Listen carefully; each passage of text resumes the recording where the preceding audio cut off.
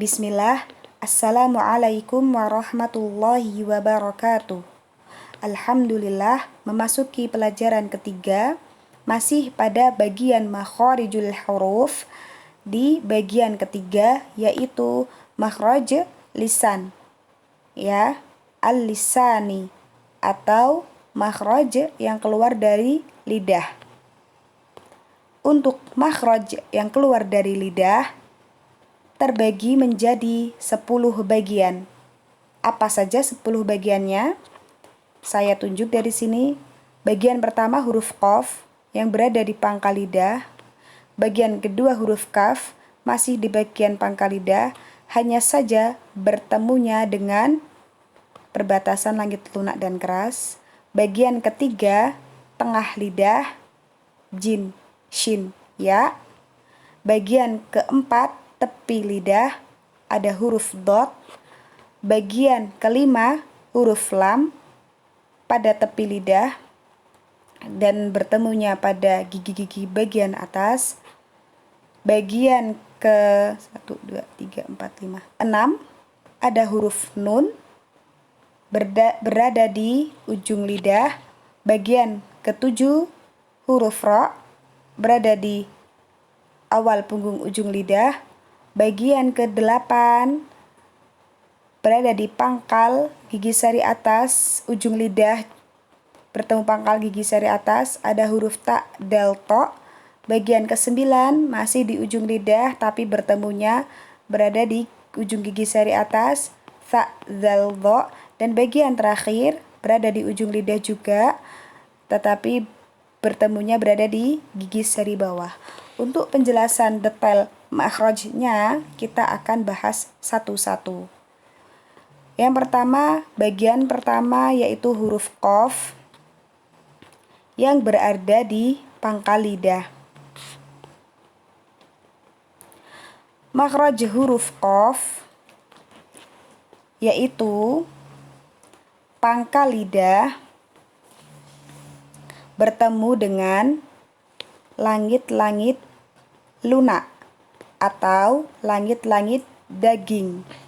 Pangkal lidah bertemu dengan langit-langit lunak atau langit-langit daging. Cara membaca huruf ini tidak disertai udara yang keluar. Dan saat huruf qaf sukun dibaca dengan cara memantulkan. Ya. Sekarang kita latihan huruf ko. Ko. Dan tambahan catatan, huruf ko ini adalah huruf yang tebal, termasuk huruf tebal. Jadi untuk menebalkan huruf ini, pangkal lidah kita naikkan. Ya. A'udzu billahi minasy syaithanir rajim. Ko. Ko.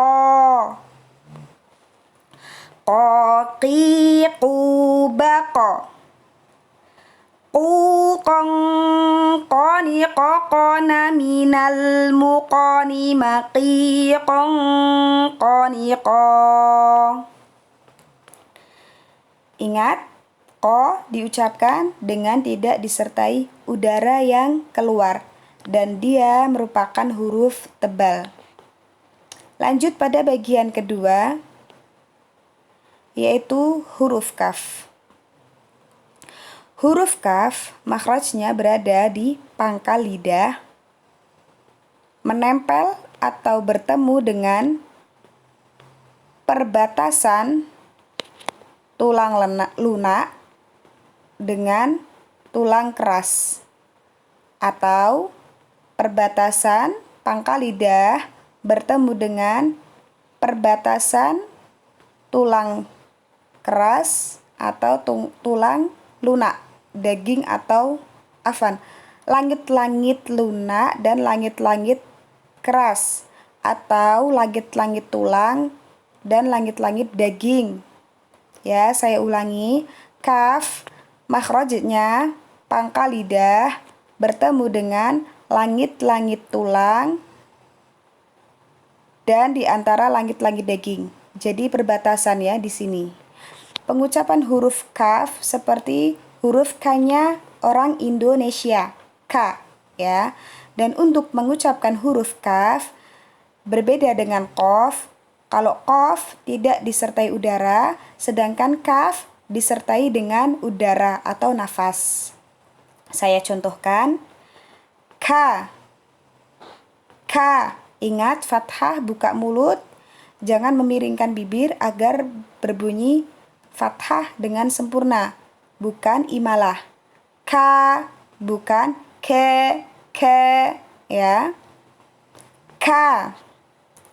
Kakiku bak. Ku kang kanikak naminal mukni maki kang kanika. Untuk kaf sukun disertai udara yang keluar, ya. Bak. Jadi jangan ditahan bak, ya, tapi keluarkan udara. Tahan suara, kemudian hempaskan udara. Bak.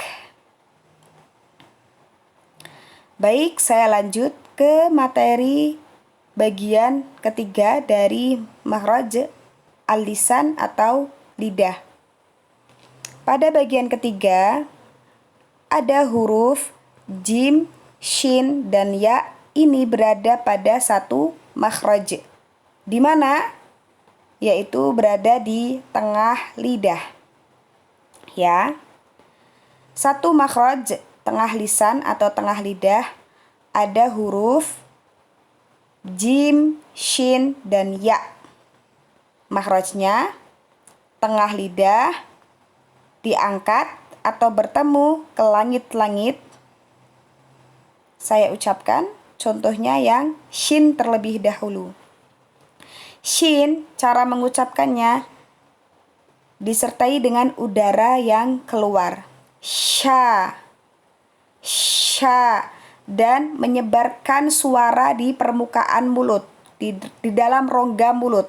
Maaf, menyebarkan suara di dalam rongga mulut. Sha. Untuk mengucapkan shin, hati-hati bibir kita jangan bibir atas ya, terutama jangan memajukan bibir bagian atas. Karena makhrajnya bukan berada di bibir, akan tetapi berada di tengah lisan yang kita naikkan bertemu dengan langit-langit bagian atas. Sha, shi, shu, bash. Shu, shan, shani, shashna, minal, mushni. Mashi, shan, shani, sha. Untuk shin sukun sama seperti huruf kemarin ha, dan kho, ghoin, yaitu dengan mengalirkan suara. Bash.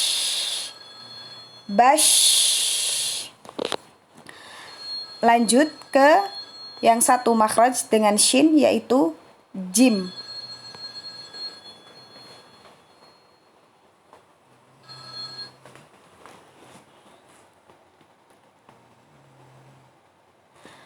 Huruf jim sama dengan huruf shin yang satu makhraj, yaitu tengah lidah menyentuh pada bagian langit-langit atas, diangkat ke langit-langit atas ya. Untuk huruf jim, cara penyebutannya, cara mengucapkannya dengan tidak mengeluarkan udara. Ya. Dengan tidak mengeluarkan udara. Ja. Nah, hati-hati huruf jim ini jangan dicampur seperti huruf C ya. Ja. Karena makhrajnya kalau misal terdengar seperti huruf C, berarti pengucapannya lidah terlalu ke depan atau bahkan terlalu ke belakang. Ja. Untuk jim sukun kita ucapkan dengan memantulkan suara. Saya contohkan. Ja, ji, ju, baj. Juja jani jajna minal mujani maji jani ja. Baj. Qalqalah jim sukun. Jangan seperti ada hamzah sukun di belakang. Contoh, baj. Baj, ya. Tapi hanya memantul dan jangan menutup kembali huruf tersebut. Baj. Baj. Lanjut yang masih satu makhraj, yaitu huruf ya. Huruf ya, makhrajnya yaitu tengah lidah bertemu pada langit-langit bagian atas, ya. Huruf ya merupakan huruf yang diucapkan tidak dengan disertai udara. Pelafatan huruf ya hampir sama seperti huruf ya y-nya orang Indonesia. Cuman kalau huruf y orang Indonesia itu terdengar tebal ya. Ya, y. Tapi untuk ya-nya orang Arab, huruf ini merupakan huruf tipis. Ya, bukan ya. Ya, hati-hati mengucapkan ya merupakan huruf tipis dengan meringankan huruf ya. Ya, saya contohkan. Ya. Ya yi yu bai. Yu yan yani afan. Ya yi yu bai. Yu yan yani yaina minal muini mayi yan yani ya. Untuk ya yang berharokat sukun, kita alirkan suara karena dia mempunyai sifat yang mengalirnya suara. Bacanya tidak boleh bai, tapi bai.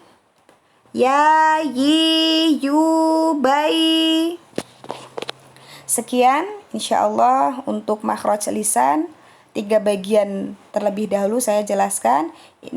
Insyaallah untuk materi selanjutnya nanti kita lanjut pada bagian makhraj lisan lainnya. Jazakumullah khair. Wassalamualaikum warahmatullahi wabarakatuh.